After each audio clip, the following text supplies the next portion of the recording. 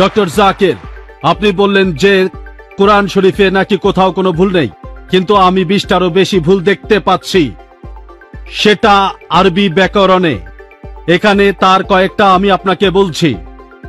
ইন্নাল্লাযীনা আমানু ওয়াল্লাযীনা হাদু ওয়াস-সাবিউন, এটা আছে সূরা বাকারায় আর সূরা হাজে। ইন্নাল্লাযীনা আমানু ওয়াল্লাযীনা হাদু ওয়াস-সাবিঈন, এখানে কোনটা ঠিক, সাবিঈন নাকি সাবিউন? এটা 1 নাম্বার। আর 2 নাম্বার হলো কোরআনে আছে, কিন্তু এছাড়াও আরো আছে। সূরা তাহার 63 নম্বর আয়াতে আছে ইন্না হাযানি লাসাহিরান, ভুল। ইন্না হাযাইনি লাসাহিরান। এটার কি ব্যাখ্যা দেবেন? এছাড়াও আমি আরো অনেক ভুলের কথা জানি। ভাই, আপনি খুব সুন্দর একটা প্রশ্ন করেছেন। আমি আরেকটু সহযোগিতা করতে চাই যে হ্যাঁ, আপনি সবগুলো ব্যাকরণগত ভুলের কথাই বলতে পারেন। আর আপনার হাতের বইটা লিখেছেন আব্দুল ফাদি। আব্দুল ফাদি, ঠিক? ইজ দ্য কোরআন ইনফ্যালিয়েবল? আর আমিও দেখতে পাচ্ছি, হ্যাঁ আলহামদুলিল্লাহ ভালো দেখতে পাই। আমি এই 20টা ভুলের সবগুলোর উত্তর দেব, কারণ আমি বইটা পড়েছি। আমি সবগুলোর উত্তর দেবো ইনশাআল্লাহ, ইনশাআল্লাহ। 1 নম্বর পয়েন্ট ভাই, 1 নম্বর পয়েন্ট। এখানে 1 নম্বর পয়েন্টটা যে আরবির সব ব্যাকরণ এসেছে কোরআন থেকেই। কোরআন হলো সর্বোচ্চ আরবি বই, যে বইটাতে সবচেয়ে উঁচু মানের সাহিত্য আছে। আরবি ভাষার সব ব্যাকরণ এসেছে কোরআন থেকেই। কোরআন হলো ব্যাকরণের মূল গ্রন্থ, আর কোরআন যেহেতু ব্যাকরণের মূল গ্রন্থ এবং সব ব্যাকরণ এসেছে কোরআন থেকেই, কোরআনে কোনো ভুল থাকতে পারে না। 1 নম্বর পয়েন্ট। 2 নম্বর পয়েন্ট, 2 নম্বর পয়েন্ট, 2 নম্বর পয়েন্ট।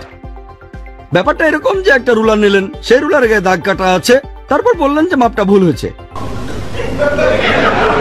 এটা বেশ অযৌক্তিক। 2 নম্বর পয়েন্ট, আরবে আলাদা আলাদা বিভিন্ন গোত্র আছে। আপনি তো আরবি জানেন, ডক্টর উইলিয়াম ক্যাম্বেলও আমার সঙ্গে একমত হবেন যে আরবের গোত্রগুলোর মধ্যে ব্যাকরণ মাঝে মধ্যে বদলে যায়। কিছু কিছু আরবীয় গোত্রে যে শব্দটা স্ত্রীবাচক, অন্য আরেকটা গোত্রে সেই শব্দটা হয়তো পুরুষবাচক। একই শব্দ, তবে গোত্র ভেদে বদল হতে থাকে। এমনকি শব্দের লিঙ্গ বদলে যায়। তবে কি আপনি কোরআনকে সবগুলো ব্যাকরণ দিয়ে পরীক্ষা করবেন? না। আর এছাড়াও কোরআনের ভাষা এত উঁচু মানের যে এর কাছাকাছি কোনো সাহিত্য নেই। আর কোরআনের বিরুদ্ধে অনেক বই লেখা হয়েছে, ইন্টারনেটে গেলে দেখবেন 12টা ব্যাকরণের ভুল, 21টা ব্যাকরণের ভুল, আব্দুল ফাদি 20টা ব্যাকরণের ভুল। আপনার কি মনে হয় খ্রিস্টানরা এই ভুলগুলো বের করেছে? কারা এই ভুল বের করেছে জানেন? কারা? মুসলিমরাই। মুসলিম পণ্ডিতরা, যেমন জামাকশারি, তারাই করেছেন। কোরআনের ব্যাকরণ এত উঁচু মানের যে কোরআনের ভাষা মাঝে মধ্যে প্রচলিত আরবির বিরুদ্ধে যায়। কোরআনের ব্যাকরণ এত উঁচু মানের, কোরআনের ব্যাকরণ এত উঁচু মানের, তারা উদাহরণ দিয়েছেন।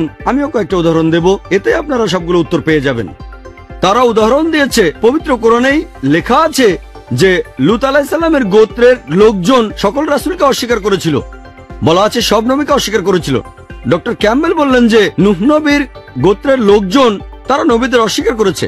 ইতিহাস থেকে আমরা জানি তাদের কাছে মাত্র একজন নবীকে পাঠানো হয়েছিল। তাহলে এখানেও ব্যাকরণে ভুল আছে। কোরআনে বলা উচিত ছিল একজন নবীর কথা, বহুবচন না। আমিও একমত, আমিও একমত। আর আমার আপনার মতো লোকের কাছে মনে হবে এটা ব্যাকরণের ভুল। কিন্তু যদি আপনারা আরবদের লেখা বইগুলো পড়ে থাকেন, কোরআনের আসল সৌন্দর্য কি? সৌন্দর্যটা হলো কোরআনে কেন একজন নবীর কথা না বলে নবীদের কথা বলা হয়েছে। কেন জানেন? কারণটা আমরা জানি। সকল নবীগণের হেদায়েতের বাণী মূলত একটাই, যে ঈশ্বর একজনই। তাওহীদের বাণী, আল্লাহ সুবহানাহু ওয়া তাআলার বাণী। লূত আলাইহিস সালামের লোকজন আর নূহ আলাইহিস সালামের লোকজন তাদের নবীকে অস্বীকার করেছিল, আর পরোক্ষভাবে নিজেদের নবীকে অস্বীকার করে তারা সকল নবীদেরই অস্বীকার করেছিল। সৌন্দর্যটা দেখেন, ভাষার অলংকার দেখেন, আলহামদুলিল্লাহ।